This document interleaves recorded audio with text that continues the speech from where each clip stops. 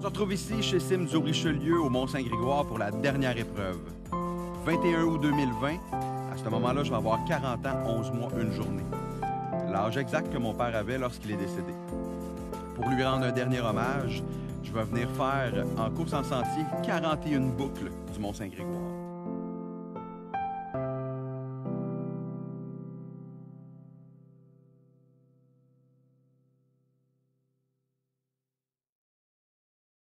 Une émission, François, qu'on n'espérait pas faire. En fait, non, une introduction qu'on n'espérait pas faire.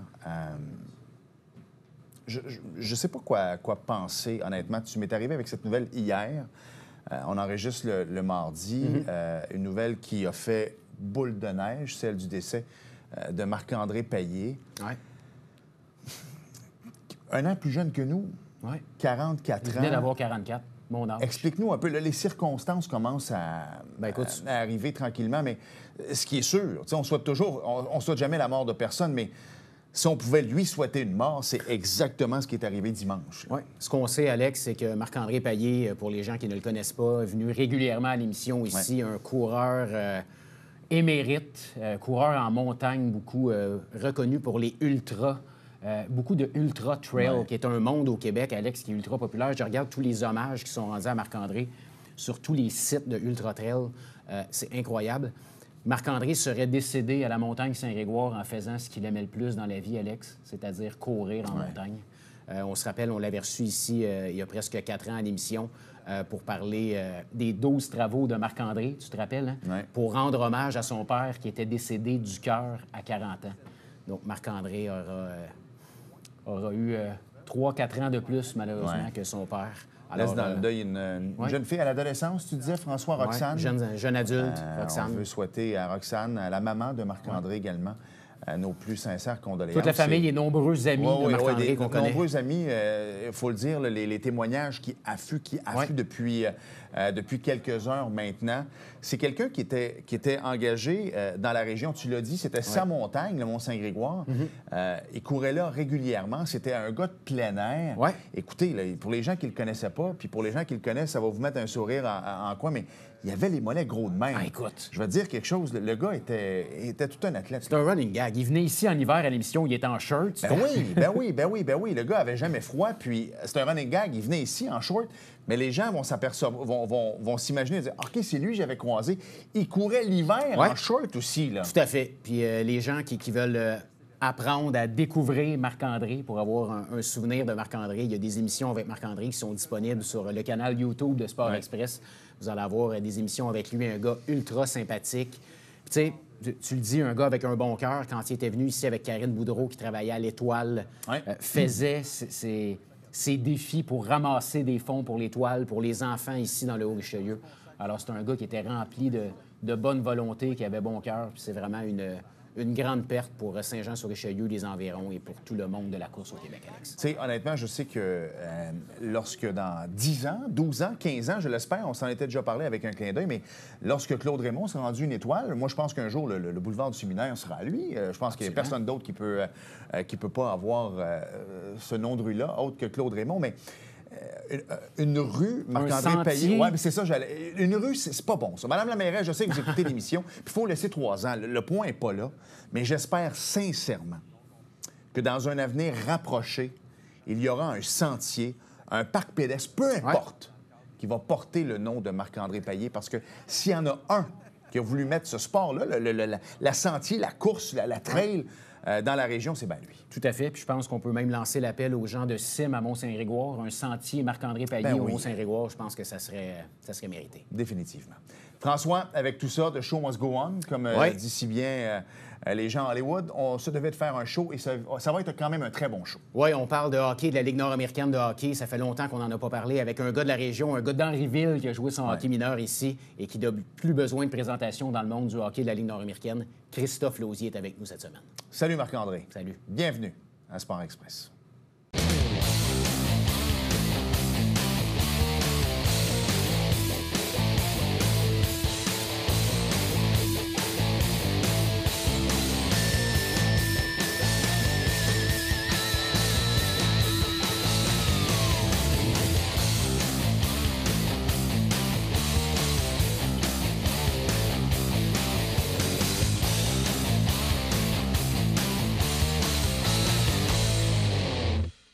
François, c'est le fun qu'on parle de la Ligue nord-américaine de hockey parce que j'ai été descripteur pendant plusieurs années ici avec le Mission, avec les Chiefs également. Ouais. Ça a été de belles années. Ça a été ton début également, toi aussi. Quoi que tu étais là avec les Aigles? J'étais là avec les Aigles, j'étais là avec les Chiefs, gagné la Coupe Futura en 2006. Ça fait longtemps. C'est des très, très beaux souvenirs. Ouais. Et parler de Ligue nord-américaine avec un gars qui va très bien cette année, mais qui a des bonnes stats depuis le début de sa carrière, mais disons qu'il y a un excellent début de saison. Un gars d'Henryville également. Ouais. Christophe Lausier est avec nous. Salut. Salut, Chris. Ben oui, merci d'avoir accepté l'invitation. Ouais, moi, je suis allé avec le nom complet, mais les gens connaissent le nom de Chris Lausier, ça, c'est sûr. Écoute, de belles stats. C'est un gars qui a joué son Midget 3 au Riverain du Collège Charlemagne, joué junior majeur, universitaire également, arrivé dans la Ligue nord-américaine de hockey. Mais cette passion-là pour le hockey, c'est venu de quand tu étais tout petit. Est-ce que tu viens d'une famille où est-ce que ton père jouait? Ou... Oui, effectivement. Mon père était dans l'organisation du Canadien de Montréal. Il a comme joué pour les Voyageurs d'Halifax, beaucoup d'équipes aussi aux États-Unis. Il a toujours été proche de la Ligue nationale. J'ai côtoyé ces gens-là aussi, là, qui étaient ses amis dans le temps. Fait que ça m'a amené vraiment, puis il m'a coaché aussi longtemps, mon père. Là. Fait que c'est ça qui m'a amené dans le hockey. Je pense que c'est vers 2-3 ans, je commençais déjà à patiner là, pour puis pratiquer vraiment. Parle-nous un peu de ton parcours dans le hockey mineur ici. Tu es un très bon ami de Éric Gélina, qui est bien connu dans la région et bien connu un peu partout pour sa carrière de hockeyeur. Il me disait, ben Chris, il a joué à Iberville, il a joué à Saint-Jean. Parle-nous un peu de comment ça a commencé à Saint-Jean. En fait, c'est ça. Avec Éric, on a joué pas mal tout notre hockey ensemble. On était toujours, chaque année, toujours ensemble. On a comme un groupe qui s'est mis en... On était toujours les mêmes gars pas mal ensemble. Avec Olivier Tremblay, on a fait l'émission, le gars de Sylvain. Ouais. Exact. On a été surélevé les années, je pense, au Atom, les deux aussi, moi et Éric. On a monté un petit peu plus jeune. Après ça, on était dans le 2 lettres, pas mal avec les Patriotes, les Aigles, ces choses-là. Après ça, on est allé Pee-Wee. Et puis, on a Pee-Wee 2A aussi. Ça fait longtemps que je n'y ai pas repensé, mais Pee-Wee 2A. Après ça, on est tombé dans le Bantam. Bantam, c'est avec l'année contact. J'ai un peu petit au niveau de ma grandeur, que ça a changé. On dirait pas ça aujourd'hui. Non, puis juste pour mettre les gens en perspective, 2A, à l'époque, c'était la grosse classe. Parce qu'il y a des gens qui pourraient écouter et dire « Ah, il jouait juste 2A. » Non, à l'époque, il n'y avait pas de Pee-Wee 3, Elite, puis Bantam 3. Le Bantam 2A était la grosse catégorie. Pee-Wee 2A était le... Exactement, c'est ça. Puis on était passé de 2A. Après ça, Bantam, là, avec les contacts, c'est un petit peu plus difficile. Quand même, c'est ça. On était avec quelque chose avec moi puis Olivier. On s'est fait comme couper le dernier du Bantam 2A. Puis là, on était une péripétie. On est tombé. Finalement, on s'est fait couper du 2B quand même si on était dernier. Puis on a fini dans le Bantama. Ça a été le premier, dans le fond, la première défaite qu'on a eue. Puis là, c'est vraiment, ça a été un petit peu plus compliqué. Jouer dans le Bantama après ça. Vous avez fait la pluie et le beau temps. Dans le Bantama. Il y a eu beaucoup de plaintes des parents là, des autres équipes. Là. On a fait pas mal de points. Je pense pas que c'est comptabilisé dans ce temps-là. Là, mais les deux, en plus, on est tombés. D'habitude, quand tu tombes Bantama, tu vois, c'est des équipes de région. Mais moi et Olivier, on tombait dans la même équipe. Les deux qui venaient du Bantam 2A. Fait que ça a fait... il y a eu beaucoup de plaintes de ce côté-là. Là. Fait que c'est ça. Puis après ça, j'ai été midget 3, puis ainsi de suite. Je veux qu'on parle un peu rapidement de Éric Gélina, parce que c'est quand même un de tes bons amis qui a joué dans la Ligue nationale. Tu l'as côtoyé longtemps, vous avez joué ensemble. Est-ce qu'on le voit tout de suite dans un jeune âge qu'un gars a peut-être plus de talent que les autres, que, oh, Éric, il a peut-être... tu sais, oui, c'est une famille d'athlètes, là, on s'entend avec son père, son frère, mais est-ce que ça se voyait qu'il y avait une coche sur les autres?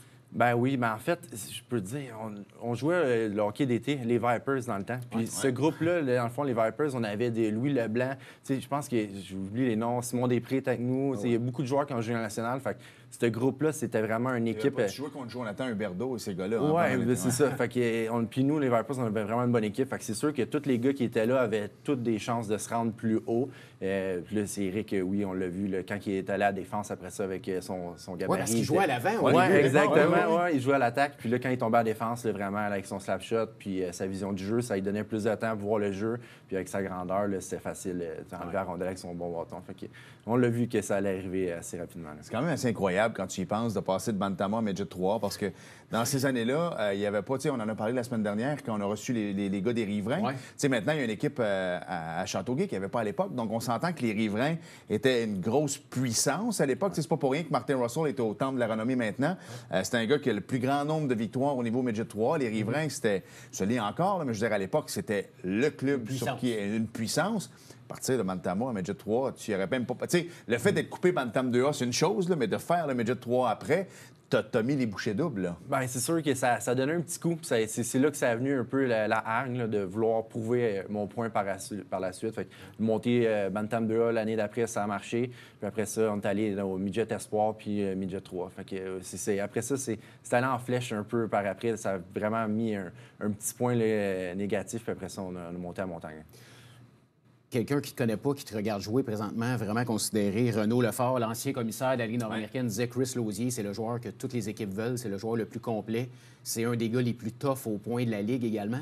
Quand est-ce que tu as découvert, parce que tu parlais tantôt que peut-être ta grandeur et ton physique a fait que tu n'avais pas fait le 2A, quand est-ce que finalement ça a débloqué et tu t'es rendu compte que c'est peut-être le style de jeu que tu vas adopter? Bien, en fait, c'est ça. Midget 3, j'étais relativement très petit. Donc, j'ai été repêché junior majeur pour mes stats au niveau côté points. Ouais. Puis là, je suis arrivé premier camp junior majeur. Puis là, c'est là que on commençait à avoir les combats. Ouais. Puis là, j'avais aucune connaissance de tout ça. On arrive dans cet environnement-là. Puis là, il est arrivé pendant, je pense, une partie hors concours. Je me suis battu avec un gars de l'autre équipe. C'est arrivé sur le jeu. Là. Dans le feu de l'action. Dans le feu de l'action, non, exactement. Ouais. Puis là, finalement, ça s'est rendu compte que c'était Boutin-Gagnon qui était un tough de l'autre équipe. Puis j'ai fait quand même bien de ce côté-là. Fait que ça a activé quelque chose en dedans de moi, un petit... étincelle? Oui, un petit étincelle qui est apparu à partir de là. Puis là, filer en aiguille par la suite, défendre les joueurs, là, ça a été une des choses que je prends en cœur. Ton père t'a sûrement bien aligné dans le sens qu'au niveau du junior majeur, des longs... Puis tu ne jouais pas à côté, là, on va se le dire. Des longs voyagements en autobus. Dans la Ligue nord-américaine aussi, est-ce qu'il a été capable de bien... Parce que lui, il a fait la pluie le beau temps, malheureusement, il n'a jamais joué dans la Ligue nationale. Donc, c'est un gars qui en a fait du chemin en autobus. Comment vous faites dans la Ligue nord-américaine? Parce que... Écoute, vous allez loin. Puis toi, tu joues à Thetford en plus. Est-ce que quand vous allez jouer à Saint-Georges, des choses comme ça, est-ce que tu peux arrêter à moitié chemin? Est-ce que tu peux aller rejoindre l'autobus ou vous donnez absolument rendez-vous à quelque part? Bien, en fait, on a des vannes. Donc, il y a plusieurs joueurs de la Rive-Sud, plusieurs joueurs de la Rive-Nord. Donc, on a une vanne de la Rive-Sud, nous, pour qu'ils montent à Thetford Mines. Donc, on monte tout ensemble là, au niveau de la vanne. Quand on va à Rivière-du-Loup puis Jonquière, on va prendre l'autobus. Fait qu'on va se rejoindre à Québec pour prendre l'autobus pour monter après ça avec le reste de l'équipe. Fait que c'est pas trop complexe, là, les vannes. On s'échange qui conduit. Fait que c'est avec la gang, c'est ça qui est le fun aussi. C'est les parties qui sont le fun là, avec la gang dans la van avant la game, après la game. Fait on aime bien ça. Je veux vraiment qu'on réserve la deuxième partie juste sur la Ligue nord-américaine, mais je veux revenir rapidement sur la fin de ton parcours. Parce que je parlais avec Eric cette semaine, puis il dit Chris, c'est un gars qui aurait peut-être pu, tu sais, East Coast, en Europe, il aurait peut-être pu percer, tu sais, tu avais le talent pour. Qu'est-ce qui fait que tu as décidé de t'en aller universitaire à Trois-Rivières et de peut-être ne pas tenter ta chance aux États-Unis ou en Europe? Bien, en fait, l'année que je voulais justement aller tenter ma chance, il y a eu le lock-out dans la Ligue nationale. Donc, j'ai eu des choix à faire. Donc, parler avec l'agent, avec mon père, avec la famille. Puis là, j'avais une offre d'aller jouer universitaire. Puis tous les joueurs de la Ligue nationale tombaient dans l'East Coast. Là, Scott Gomez jouait dans l'East Coast, ces choses-là. Vrai, hein? Donc, la chance de faire une équipe était beaucoup plus dure. Donc, j'ai pris la décision d'aller à l'universitaire, d'avoir les études payées, puis faire, dans le fond, commencer un début de carrière. Ça a été le moment le plus dur de ma carrière, dans le fond, de prendre cette décision-là. Là, ça a été vraiment dur. Mais à regarder maintenant, la décision, je pense que c'est une bonne décision que j'ai prise aussi quand même. Je pense que tu es allé, on en parlait hors d'onde tantôt, mais tu es allé dans une belle école de vie aussi, là, les Patriotes de l'UQTR. C'est pas n'importe quoi. Il y a des gros noms qui sont passés là. Je te demandais qui t'avait coaché. Tu sais, il y a eu des gars comme Jacques Laporte, des légendes du hockey junior qui ont coaché à Trois-Rivières. Et tu n'en as pas eu un piqué des verres non plus, là. Non, avec Gilles Bouchard, là, justement. On a eu une belle année. C'est la seule année que j'ai joué là. On a gagné la Coupe Queens. Fait qu'on on s'est rendu jusqu'à la finale, demi-finale, je crois, après ça, du gros tournoi. Fait que ça a été une belle année. Là. On a eu du fun. T'sais, on parle souvent là, de plus en plus le hockey dans les écoles, que ce soit, c'est pas encore parfait, mais le fait d'avoir été à l'université de Trois-Rivières, qui est au niveau académique une très, très bonne école, est-ce qu'après ça, quand tu as poursuivi tes études pendant que tu jouais dans la Ligue nord-américaine, est-ce que justement d'avoir fait le saut universitaire, jouer au hockey, les études, ça t'a aidé justement à aller chercher... Oui, bien en fait, la Ligue nord-américaine, c'est la meilleure ligue, en fait, pour concilier les... Dans le fond, ça a été dur. Jouer universitaire au hockey, c'est dur. Tu ne peux pas travailler. Il y a plusieurs choses, des facteurs qui rentrent en ligne de compte. Donc, c'est études hockey seulement. Exactement. Donc, il faut que tu trouves les fonds. La Ligue junior majeure va aider un petit peu au niveau des bourses. Mais après ça, dans le fond, jouer Ligue nord-américaine, tu joues juste la fin de semaine. Fait que tu peux concilier études de travail ou peu importe. Là, fait que c'est vraiment une bonne conciliation là, au niveau des études quand j'ai fait le step après. Est-ce que les gars le font encore? Les plus jeunes qui arrivent, mettons, qui sortent du junior majeur, Est-ce que des fois, ils ont de la misère? Justement, est-ce que toi, tu es capable de bien les... Tu sais, tu es passé par là. Est-ce que tu es capable d'être un mentor, d'être un mentor autant, d'être un mentor autant sur la glace, mais que pour leurs études et ces choses-là? Est-ce que les plus jeunes viennent te voir? Ouais, ben en fait, c'est un peu la technique pour aller chercher des joueurs, justement, qui viennent des ligues juniors majeures. C'est de leur expliquer, parce qu'il y a beaucoup dans cette ligue-là qui vient, qui tu connais, quel joueur, comment repêcher les joueurs, est-ce que tu les connais, puis c'est de leur parler, justement, leur expliquer comment que ça va être plus simple s'ils viennent dans notre ligue, justement, de concilier travail et études ou les études puis le hockey. On va s'arrêter tout de suite parce que tu l'as dit, tu veux vraiment prendre la deuxième partie de l'émission pour parler de la Ligue nord-américaine parce qu'on va se le dire, ça a changé depuis le temps où est-ce que nous, on avait l'émission et les Chiefs. C'est toute une ligue de hockey, là, Alex. C'est ça, on est ailleurs. À l'époque, il y avait d'excellents joueurs de hockey, mais des fois, c'était pas toujours mis sur les Pierre Gendron et sur les Christian Sbroka. Puis c'est bien correct, là, mais c'est mis plus sur les Mirasti, les Bossé et compagnie. Joël. Alors qu'aujourd'hui, on va parler de tes combats, mais on va surtout parler des points que tu mets sur le tableau et non pas des points à l'intérieur des gants parce que, tu l'as dit, c'est vraiment rendu toute qu'une ligue de hockey. Donc, on s'arrête et au retour, on poursuit notre bel entretien avec Chris Lausier.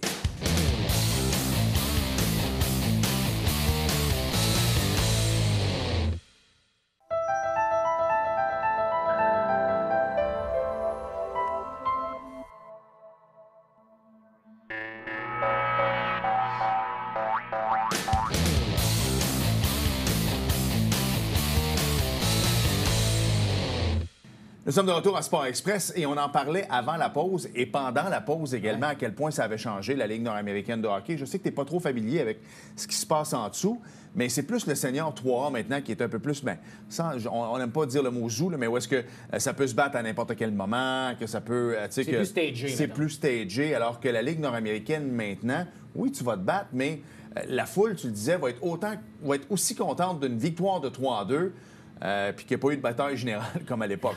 On est ailleurs. Oui, effectivement. C'est ça qui a amené aussi. Il y a beaucoup de joueurs qui descendent de l'Europe. C'est la Ligue nationale. Les gars reviennent pour être avec leur famille. Le hockey, le calibre, il a énormément évolué. Donc, c'est là que ça amène. Tu as du beau hockey, puis tu as l'effet aussi de robustesse. Là. Depuis ton arrivée dans la Ligue, est-ce que tu le vois en tant que joueur de hockey, là, je parle pas en tant que bagarreur, là, mais l'évolution de cette Ligue-là, comment le calibre, c'est le jour et la nuit? Parce que tu es arrivé dans la Ligue en quelle année? 2013, si je me souviens. Quand même, fait que, ça là, fait 10 ans, je le vois aussi côté robustesse. Là, dans le temps, Ouais. il y avait 5-6 stuff. Puis là, tu comptais le soir d'avant qui est là, lui, ils vont se battre ensemble. Puis là, il y avait tout le temps quelqu'un qui arrivait pour toi. Fait que là, c'est sûr que maintenant, ils vont avoir un tough par équipe qui va être là pour ça. Puis le reste, c'est tous des gars qui savent jouer puis qui vont être là pour défendre leur coéquipier. Mais côté hockey, ça a évolué beaucoup dernièrement. Là. Je parle les 5 dernières années, c'est là que le step s'est fait au niveau de la Ligue avec les bons joueurs. Là. Quand tu es arrivé dans la Ligue nord-américaine, est-ce que tu savais que tu étais pour devenir un peu, moi, je veux Lausier, puis devenir un peu une cible pour les autres toughs de la Ligue? Parce que tu avais quand même commencé à bâtir ta réputation. Qu'est-ce qui a fait que tu es quand même... Parce que oui, tu joues très bien au hockey, mais tu as affronté tous les numéros 1 de la Ligue. Là. Qu'est-ce qui a fait que tu t'es rendu à ce stade-là dans la Ligue? En fait, c'est fil en aiguille. Là. C'est quelque chose que tu ne penses pas vraiment. Ça arrive sur la glace, dans le feu de l'action. Il arrive des situations où je vais défendre la personne. Ouais. Je suis toujours là pour défendre mes coéquipiers. Fait que s'il arrive quelque chose, peu importe c'est qui, on va y aller. Puis là, c'est sûr que là, tu te fais un nom. Fait que là, tu te fais chercher par ces personnes-là pour y aller justement dans le feu de l'action. Puis là, dans le temps, un petit peu plus d'orgueil aussi. J'y allais contre n'importe qui, n'importe quand. Donc, c'est de fil en aiguille, ça s'est fait. Là. Tu as joué avec Joël Thériault. Il y a eu plusieurs gros noms, des Steve Bossé dans la Ligue. Martin Larivière. Martin Larivière, ben oui. Si on parlait des adversaires les plus coriaces que tu as affrontés dans tes années, Chris, nous en nommé quelques-uns. Ben, c'est sûr qu'il y a Steve Bossé, Mirasti. Moi, j'ai eu Joël avec moi. Ça a été une grande aide. Honnêtement, si j'avais pas été dans son équipe et qu'il ne m'a pas pris sur son épaule, ça aurait été un petit peu plus complexe. C'est ça, ça a aussi. disparu, la présence d'un Joël Thériault à tes côtés. Tu sais, Joël, c'est une légende. On l'a reçu ici à l'émission. Puis, est-ce qu'il t'a un peu aidé à devenir un peu le joueur et le bagarreur que tu es? Exact. C'est sûr que avoir Joël dans son équipe, c'est sûr que ça calme un peu les adversaires. Fait que tu peux te permettre des choses que je me permettrais peut-être pas s'il n'avait pas été là. Puis ça m'a aidé à prendre ma confiance, puis de fil en aiguille, faire les choses comme il faut. Mais s'il n'avait pas été là, c'est sûr que ça aurait été différent. Là. J'aurais été plus en danger souvent, mettons. Ouais. Martin Larivière, justement, pendant qu'on parle de lui, commence à s'impliquer au hockey féminin un petit peu. C'est la plus jeune qui joue, puis c'est bien le fun. Commence à redonner, lui aussi. Puis on en parlait il y a quelques semaines, à savoir, maintenant qu'il est entraîneur adjoint, tu sais. Je dis, comment tu vois ça, toi? Il dit, écoute, son cinglé, dans le sens que lui ne se verrait pas refaire ça, tu sais. Quand tu vieillis, tu changes un petit peu. Est-ce que toi, tu retournerais à l'ancienne Ligue nord-américaine ou celle dans laquelle tu joues actuellement? Ça fait bien ton affaire? Bien, c'est sûr qu'avec la vieillesse, c'est sûr que c'est différent. Là. C'est sûr que... Tu travailles le lendemain aussi, dans le sens que c'est pas ton c'est travail des choses principal. qui, honnêtement, quand tu y repenses, on a fait des choses, t'es blessé, tu vas travailler le lendemain. C'était assez extrême. C'est sûr, je le referais parce que tout ce que ça apporte, là, c'est vraiment bon au niveau... on a eu des gros moments avec ça, c'est sûr, ça amène de l'intensité, de l'adrénaline, mais c'est sûr, quand tu vieillis, c'est pas quelque chose que je me ferais vivre là, en ce moment, là, de revivre ces années-là. Là. Ça fait 10 ans que tu es dans la Ligue, ça fait 10 ans que tu joues à Thetford Mines. Parle-nous un peu du sentiment d'appartenance que tu as pour cette équipe-là et j'imagine avec les partisans. Oui, bien, c'est sûr. Thetford, j'ai toujours été bien traité. Tout est au niveau des spectateurs, c'est sûr que oui. On a une bonne foule toujours. Ça a vraiment été une bonne organisation pour moi. Fait que je me verrais jamais partir de là, vraiment. Parce que juste pour mettre les gens dans le contexte, Alex, on l'a vécu avec les joueurs de Saint-Jean qu'on accompagnait dans les bars, les restaurants après le match. Dans ces coins-là, Thetford, Saguenay, Saint-Jean, vous êtes les vedettes. Là. Oh, oui, il y a des moments, là, des fois, tu signes des orthographes d'un bar quand tu arrives, en train de boire ta bière. Puis là, il y a des moments, c'est assez le fun. Là. Parle-nous un peu de l'envers du décor d'un joueur de hockey. Nous, on l'a vécu de l'intérieur. Où est-ce qu'on prenait l'autobus ici à Saint-Jean-sur-Richelieu un vendredi soir, on s'en allait du côté de Saint-Georges, on s'en allait du côté de Pont-Rouge à l'époque. Là, c'était même pas avant le Radio X où on jouait au Colisée Pepsi. On jouait à Pont-Rouge, puis entre toi et moi, quand j'arrivais, la première chose que je regardais, c'était sortie de secours parce qu'on le savait. Écoute, tu pouvais rentrer 800 places là-dedans, mais il en rentrait 1300. Tu avais Martin qui était là. Tu savais que c'était pour finir... Mike Bro. Tu savais que c'était pour finir très tard et tu savais pas comment c'était pour se terminer non plus. Comment ça fonctionne? Tu sais, quand tu t'en vas jouer à Saint-Georges un vendredi soir ou tu es à Thetford, tu sens l'engouement. On enlève les bagarres ici parce qu'on l'a dit tantôt, c'est un bon match de hockey. Ouais. Écoute, vous autres, c'est votre Ligue nationale à vous autres, là, parce que quand vous gagnez le gros trophée à la fin, vous êtes aussi content qu'un joueur de la Ligue nationale qui remporte la Coupe Stanley. Là. Mais mon point, c'est est-ce que tu as encore ce petit feeling-là quand tu pars un vendredi, tu descends à Saint-Georges, tu sais que la chaque va être bien plein? C'est le fun, là. Oui, vraiment. Puis ça commence dans la van. Quand tu arrives, tu as la semaine de travail en arrière de toi, tu arrives dans la van avec les gars, c'est là que ça commence. Les jokes qui partent, tu es content de voir les boys, là, tu montes là-bas, la fébrilité arrive, tu arrives dans l'aréna, tu fais le warm-up, là, ça se remplit, puis là, ça fait le petit crescendo, puis c'est là que ça part. Fait que oui, les émotions sont toujours là. Les arénas les plus bruyants présentement, Chris, que c'est le fun. Je comprends que vous avez du plaisir à jouer à domicile, c'est vos partisans. Mais y a-tu des endroits en particulier dans la Ligue que vous vous dites « Ah, yes, sir, on joue à Laval, par exemple, ou à Saint... » Y a-tu des endroits qui sont plus le fun pour vous, plus motivants? Il y a chaque place, certaines... dans le fond, il y a les Jonquières qui est toujours des grosses foules. C'est assez bruyant. Il y a aussi Saint-Georges, c'est une rivalité contre nous, là, dans le fond, en Beauce. Fait que c'est toujours aussi des grosses foules, puis c'est assez bruyant. Il y a à Laval aussi, là, c'est des interactions souvent un peu plus avec les spectateurs. Donc, chaque aréna va amener son fil. Ouais. Je suis content que tu embarques là-dessus parce que Mario Duhamel, que je salue, qui est entraîneur adjoint, est-ce que tu l'as déjà eu, lui, à Charles? Oui, je l'ai eu avec les Huskies à Rouyn-Noranda. OK, tu l'as eu à Rouyn-Noranda. Parfait. Donc, je salue. Lui, il me dit, à Montréal, vous n'êtes pas chanceux dans le sens que tout le monde veut jouer à Montréal. Donc, quand tu es un joueur adverse, c'est dit comme le Canadien, par exemple, joue un samedi soir au Centre Bell contre les Leafs, puis tu t'en vas un mardi, no offense, tu es dans la Ligue nationale pareil, mais tu t'en vas jouer contre les Hurricanes de la Caroline. Tu as une petite baisse de régime un peu, tandis que les joueurs au Centre Bell sont toujours dans le tapis, veulent jouer au Centre Bell, veulent entendre Coldplay, veulent entendre Michel Lacroix. Les joueurs adverses veulent entendre Accueillons nos Canadiens. Ça les motive. J'entendais une entrevue avec Tyreek Hill qui disait c'est bien cool d'aller jouer contre les Chiefs en Allemagne, là, mais j'aurais voulu aller jouer à Arrowheads, les battre là-bas. Patrick Mahomes a dit no offense, les meilleurs partisans, c'est nous qui les avons, mais quand je m'en vais battre les Bills en playoff à Buffalo, chez eux, Comment t'aimes ça jouer à l'extérieur? C'est un challenge, hein? C'est le fun, hein? Effectivement, vraiment, quand je joue à une autre place, je vais souvent interagir avec la foule. Puis certaines personnes me demandent pourquoi je fais ça, mais c'est que je vais vraiment me mettre dans la game. C'est sûr que s'il y a une game qui a moins de monde, c'est beaucoup plus dur de se mettre dans la game, que ça peut être une game qui devient plate. Mais quand il y a de l'ambiance puis que le monde commence à crier ton nom, là, c'est là que la petite flamme embarque. Tu te laisses-tu emporter? Tu leur parles-tu avec les pattes des Oui, fois? oui, OK. je vais répondre, puis je vais faire lever la foule. Si je fais, mettons, je score un but, je vais aller les voir. Tu sais, ça amène Les un narguer petit... un peu aussi. Ouais, ça m'amène dans ma game aussi. Quand tu fais ça, tu n'as pas le choix de répondre à tes actions là, une fois que t'embarques là-dedans. Là. On en a parlé un peu. Tes belles années sont derrière toi, hein, les joueurs de hockey rendus début trentaine. Oui, tu as jeté encore les gants cette année. Ça fait comme ça va toujours te suivre. Y a-tu des soirs que ça te tente moins d'y aller? Ben, en fait, c'est sûr que le soir d'avant, là, quand tu te prépares, tu ne penses pas à ça, mais quand ça arrive dans l'action, là, c'est toujours prêt. Puis, quand tu arrives au début de l'année, ça fait longtemps que tu n'es pas battu, tu te demandes comment ton corps va réagir, est-ce que l'adrénaline va kicker comme d'habitude. Puis, à chaque année, il n'y a pas de problème avec ça. Ça répond toujours présent. Ouais.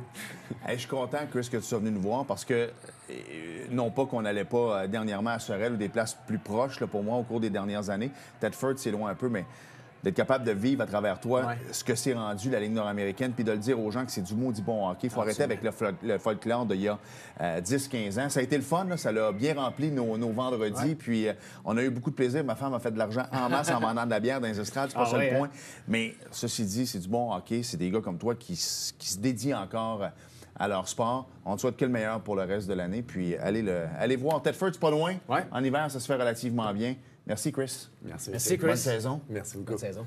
On s'arrête. Tu sais pourquoi? D'abord, il faut faire tirer Suzuki au retour. Oui, on va le faire la semaine prochaine. On le fait la semaine prochaine, parfait. Mais ceci dit, c'est la dernière course de NASCAR en fin de semaine. Ça, c'est la meilleure des nouvelles. On en parle au retour. Bougez pas.